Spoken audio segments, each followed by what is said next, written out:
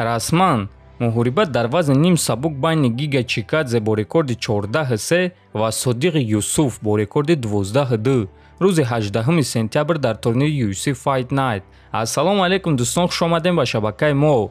дар навори имрӯза барои шумо тозатарин ва муҳимтарин хабарҳоро аз ҷаҳони ММА омода кардем. лайкро зер карда 3-4 калима комментария нависен. мо боша наворро оғоз мекунем. дӯстон, барои шумо беҳтарин хабар. акнун шумо метавонед аз ширкати шифофармо ҳама намуд доруҳои гиёҳиро бо нархи арзон ва сифати олӣ дастрас кунед. доруҳо барои хароб ва фарбешавӣ, дарди дил, дарди меъда, пастаҳо барои хунукзадагӣ, барои қавӣ кардани мардонагӣ, барои шахсоне ки фарзанд ёфта наметавонанд, равғани усма, хилба, равғани сиёҳдона барои ҳамаи дардҳо, шампунҳои гиёҳӣ.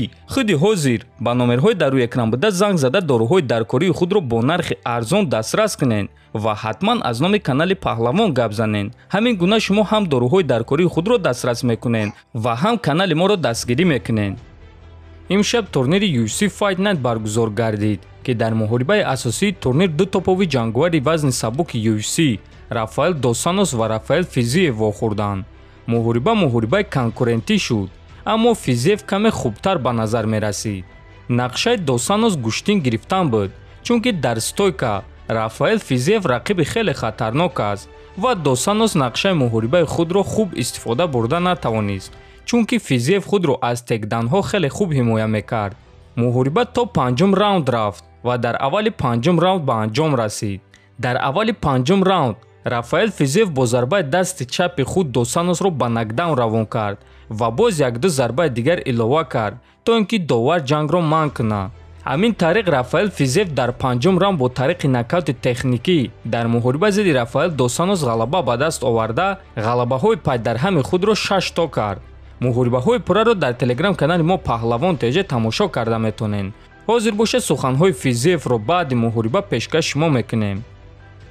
ман бо Ҷастин Геҷи ҷангидан мехоҳам. Геҷи, агар ту ҷангидан хоҳӣ, пас биё ин корро ташкил кунем. ин муҳорибаи хуб ҳам барои ту ва ҳам барои ман аст. агар ту тайёр бошӣ, агар ту натарсӣ, агар барои ту фарқ надошта боша, пас рафтем. фикр мекунам ки Геҷи чеҳраи маро ба монанди имрӯза мекунад, шояд ки аз ин бадтар кунад.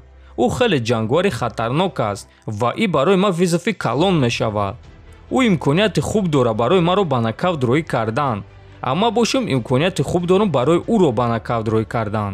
ва ман ҳамчунин фикр мекунам ки ин муҳорибаи хеле хуб барои мухлисон мешавад. зарбаҳои пойҳои ӯ хеле бад аст, аммо зарбаи дастонаш хеле вазнин аст, гуфтааст Физиев.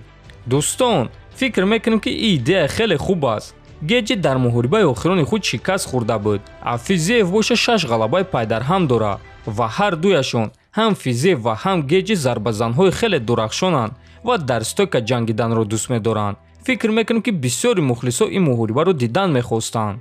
ба фикри шумо дӯстон, агар чунин муҳориба баргузор гардад ки имконияти зиёд барои ғолиб шудан дорад, метавонед фикротонро дар комментария нависен.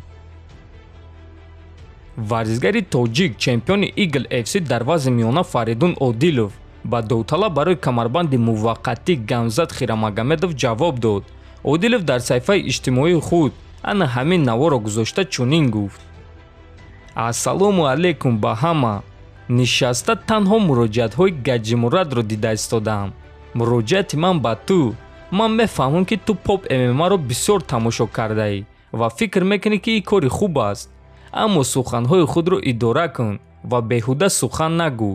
туро муҳориба бо Даврен интизор аст. дар аввал дар ин муҳориба ғолиб шав ва баъд дар боқимондааш ман худам туро тарбия мекунам, гуфтааст чемпион. хотиррасон мекунам ки аллакай рӯзи 16 июл Гамзат Хирамагомедов ва Даврен Ермеков барои камарбанди муваққатӣ вазни миёнаи Eagle FC меҷанганд ва ғолиби муҳорибаи онҳо бо чемпиони тоҷик Фаридун Одилов вохоҳад хӯрд.